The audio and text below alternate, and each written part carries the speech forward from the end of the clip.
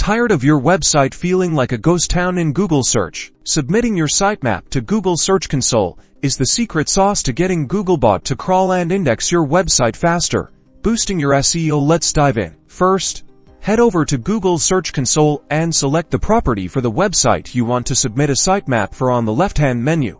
Scroll down and click on Sitemaps. You'll see a section labeled Add a new sitemap in the empty field.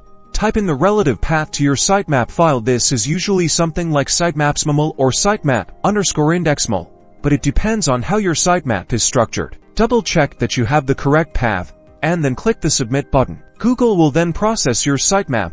You should see a success message confirming that your sitemap was submitted. Below, in the Submitted Sitemap section, you'll see your newly submitted sitemap listed. It might take some time for Google to crawl all the pages in your sitemap, so be patient. The status will update after it's been processed.